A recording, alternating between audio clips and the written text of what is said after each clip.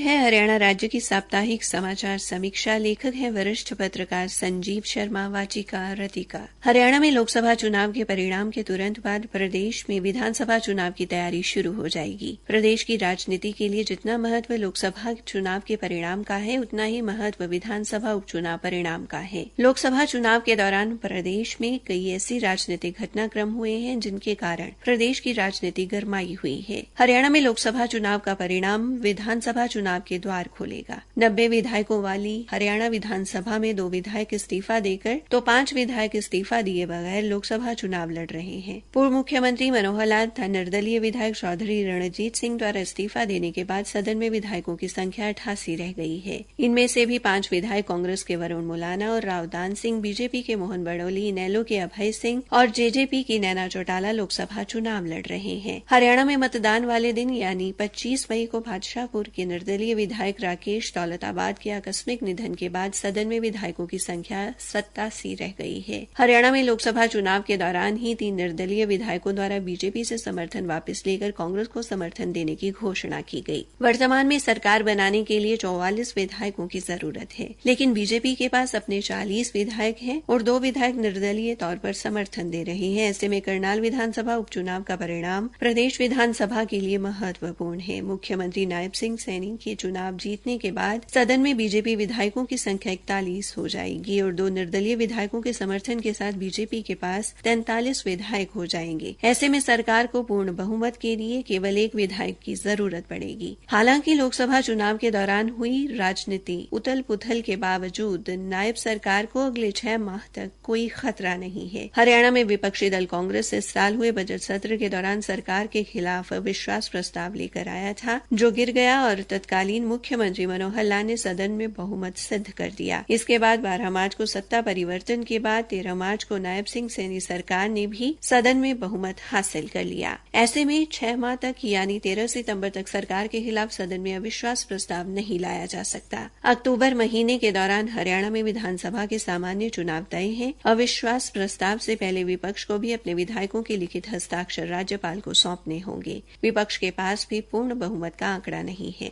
करनाल विधानसभा उपचुनाव का परिणाम हरियाणा की राजनीति में बीजेपी को और मजबूत कर सकता है। लोकसभा चुनाव की अगर बात की जाए तो इस बार अंतिम समय तक मतदाताओं की खामोशी ने प्रत्याशियों की चिंता को बढ़ाए रखा है। मतदान प्रतिशत में कमी हालांकि किसी तरह का राजनीतिक संकेत नहीं दे रही है, लेकिन मतदान प्रतिशत बढ़ा तो लोकतंत्र के लिए अच्छा होता। हरियाणा विधानसभा से वर्तमान विधायक अगर सांसद बनते हैं तो भी ये अपने आप न केवल नया घटनाक्रम होगा बल्कि विधानसभा का गणित भी बदल जाएगा। हरियाणा में 223 प्रत्याशियों का भाग्य भले ही ईवीएम में बंद हो गया है, लेकिन पड़ोसी राज्य पंजाब व हरियाणा की राजधानी चंडीगढ़ में अभी 1 जून को मतदान होना है। प्रचार समाप्त होने से पहले प्रधानमंत्री नरेंद्र मोदी समेत सभी राजनीतिक दलों के नेता प्रचार में जुटे हुए हैं। मतदान के बाद अब चुनाव लड़ रहे उम्मीदवारों के बीच तमाम तरह के गुणा भाग और हार जीत का आकलन चालू हो गया है। हार जीत के इन समीकरणों पर 4 जून तक चर्चा होगी। मोटे तौर पर कह सकते हैं कि लोकसभा चुनाव के नतीजों के आधार पर राजनीतिक दल इस साल अक्टूबर में होने वाले विधानसभा चुनाव की तैयारी करते दिखाई देंगे और इन नतीजों के हिसाब से नई रणनीति तैयार करेंगे। वहीं 5 विधायकों की हार जीत भी प्रदेश विधानसभा के समीकरणों को प्रभावित करेगी। हरियाणा में मतदान हो चुका है और मतदान के बाद बीजेपी व कांग्रेस समेत सभी राजनीतिक दलों ने मतगणना प्रक्रिया में शामिल होने के लिए एजेंटों की तैनाती का काम शुरू कर दिया है। वहीं फील्ड से मिली रिपोर्ट के आधार पर वोट का आंकलन भी शुरू कर दिया गया है। मुख्यमंत्री नायब सिंह सैनी की अध्यक्षता में आज एक बैठक में बीजेपी के सभी प्रत्याशियों ने चुनाव पर अपनी अपनी रिपोर्ट दी। कांग्रेस ने भी ऐसी बैठक 4 जून से पहले बुलाई है। 4 जून को पूरे देश में मतगणना है। हरियाणा की लगभग 1 दर्जन प्रमुख नेताओं की प्रतिष्ठा दांव पर लगी है। मतदाताओं ने किसके हक में फतवा दिया है ये तो चुनाव परिणाम के बाद ही पता चलेगा, लेकिन राजनीतिक विशेषज्ञों का मानना है कि इस बार के चुनाव परिणाम बेहद चौंकाने वाले होंगे। भीषण गर्मी के चलते कम मतदान ने पूर्वानुमानों के लिए कोई स्थान नहीं छोड़ा है। इसी के साथ ये समाचार समीक्षा समाप्त हुई।